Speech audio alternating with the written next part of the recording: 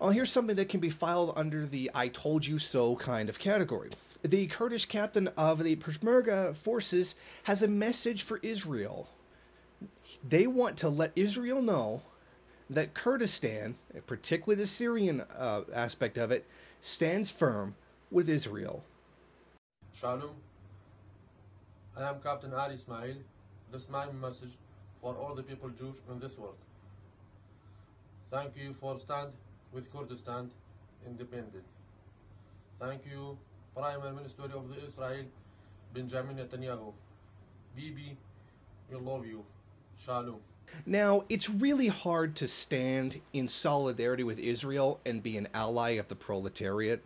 You know, what with Israel's constant genocide that is being carried out against the Palestinian people. So, you know, really, at this point, you really can't deny that the Kurds are basically tools for U.S. imperialism, and now for Israeli imperialism as well.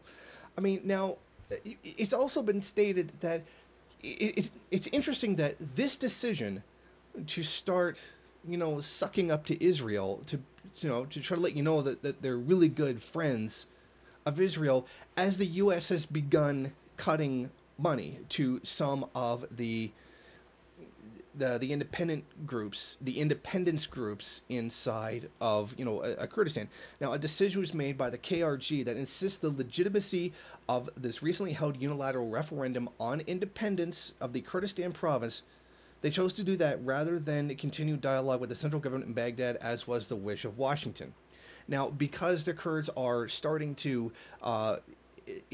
insist upon their own independence, the United States is withdrawing funding from them. And I don't believe it's beyond the realm of possibility that the U.S. would attack them in the future if they were to assert a real independence. Now, it was a memorandum of understanding between the U.S. government and the KRG that was not renewed, and also there's no indications of any of its renewal anytime in the future. So what we have is a section of Kurdistan who's starting to resist the U.S. position, and then finding themselves suddenly without all the guns and money and support that the U.S. government had given it to give that kind of strength. And now, all of a sudden, you have another Kurdish group all of a sudden running to Israel and saying how that they're in solidarity with them, and they see them as brothers. I mean, this is a really suspicious thing, and the timing of this, I think, is certainly no coincidence. I mean, this is just part of the terrible selling out that the Kurds have done by allying with the United States. I mean, you can't just ignore this and just say that you don't care.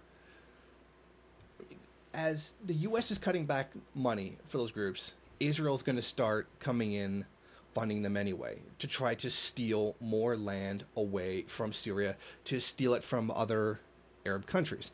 And it's at this point that even if you are the biggest cheerleader of the Kurds, you really have to start acknowledging that there's something seriously wrong here. Now, I'm not expecting people to just admit that Kurdistan is going to become Israel 2.0, even what with there already being reports of ethnic cleansing. And I don't mean killings. I mean, like, Arabs have been pushed off their own land, areas that are well outside of Kurdistan region, and then not allowing them to come back to their homes. I mean, come on. I mean, we've seen the maps of the Kurdish forces controlled by the U.S. going directly towards the oil fields, who recently were unsuccessful in doing so, but we have definitely seen the U.S. manipulation of the Kurds, and something that the Kurds have given themselves over to. So it's time for those who do support Kurdistan and the Kurds to start taking a hard look at themselves and the position that they hold. Thank you for watching. If you like this program, then please head over to my Patreon page and set up a monthly donation. It's your donations that keep this program running. Also, if you would like, please rate, comment, subscribe, and share in various social media.